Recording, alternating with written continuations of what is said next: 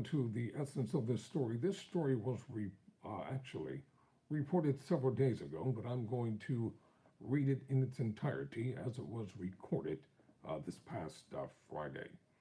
According to the Philadelphia Inquirer, Philadelphia Chief of Police Danielle Outlaw has resigned. As Commissioner Danielle Outlaw steps aside, the Philadelphia Police Department faces a time of transition. John Stanford, a 20-year veteran of the department, will take over once Outlaw officially steps down Friday. The change in command marks a time of transition for the beleaguered police department.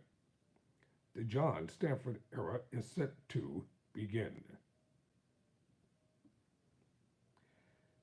Philadelphia Police Commissioner Danielle Outlaw will officially step down Friday, ending her 3.5-year tenure atop the ranks to head to a New York job at the Port Authority of New York and New Jersey. Her resignation means the department will be handed over to Stanford, her former first deputy, who will serve as interim commissioner. Outlaw, the first black woman to serve as commissioner, is expected to step aside without making any public appearances to mark her departure, which she announced earlier this month. It was not clear whether Stanford will have a public swearing-in ceremony or take other steps to mark his ascension to the top of the force, the culmination of a 2-decade career climbing the ranks. A department spokesperson did not make Stanford available for an interview this week, and Stanford has not yet spoken publicly about his impending promotion or how he might make the role his own. The change in command marks a time of transition for the beleaguered police department, which for years has been battling high rates of gun violence in the city, major staffing shortages, flagging morale, and ongoing public scandals. Stanford is expected to serve as the city's top cop through at least the end of the year, but the city's next mayor will be tasked with naming a permanent commissioner, whether Stanford or someone else, being sworn in January. So here is a look of the outgoing police commissioner, Danielle Outlaw, and John Stanford, rather. This is him right here. He will be the interim chief of police for Philadelphia. Will Philly's next top cop come from within? The jockeying for the police department's top job has been a topic of significant interest in law enforcement and political circles. Gossip has been swirling for months about who's in the running and who may have an inside track for the job. The appointee will oversee one of the nation's largest police forces, with about 6,500 employees and an annual budget of $800 million. Democratic mayoral nominee Cheryl Parker, who was favored to win the election, said earlier this week that she wanted a commissioner with knowledge of the city, a contrast to the selection of Outlaw, a native of Oakland, California, who was chief in Portland, Oregon, before being hired by Mayor Jim Kenney at the end of 2019. Parker is reportedly considering several internal candidates, including Stanford and 2 other deputy commissioners, Joel Dales and Frank Vanor, as well as several other law enforcement officials with ties to the city or the police department. John McNesby, president of the Fraternal Order of Police, Lodge Number 5, has said the union wants to see an internal hire. Stanford in recent months has already begun taking on some of the public faces during typically served for commissioners, such as speaking at press conferences, issuing statements on the department's behalf, and posting for a video with a new class of recruits.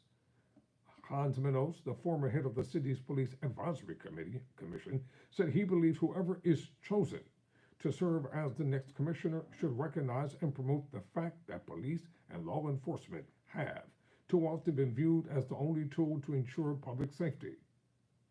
The department's next leader, he said, should seek out opportunities to work with experts in other areas such as public health, homelessness, or grassroots violence prevention in the effort to reduce crime. Our next police commissioner needs to focus on ensuring that they are a part of a larger government effort toward public safety, said Menos, now the vice president at the Center for Policing Equity, an advocacy group, not the owner of it, but an equal participant.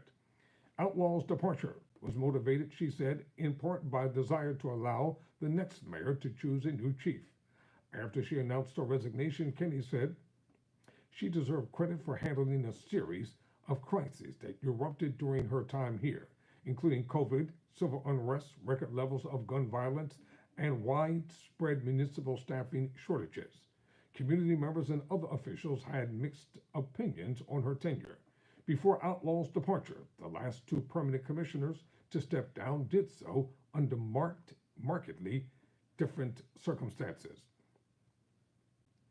When Richard Ross resigned in 2019, he did so under duress and in a way that caught many by surprise. A woman who worked in the department accused Ross in a lawsuit of retaliating against her for breaking off an affair she said they'd had for years.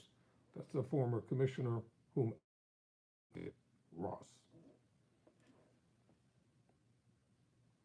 Ross denied the allegations but said he had become worn down by the job and didn't want the lawsuit or in his role in it to become another issue for the department to face. I just thought it was in the best interest of all concerned, the community, the mayor, and the police officers to move on, Ross said at the time. One of his deputies, Christine Coulter, served as interim commissioner until Kenny appointed Outlaw.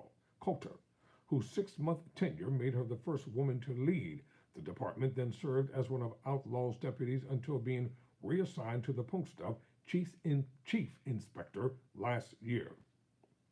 Ross's predecessor, meanwhile, Charles Ramsey, stepped down in 2015 to allow Kenny, the mayor-elect, to choose his own commissioner.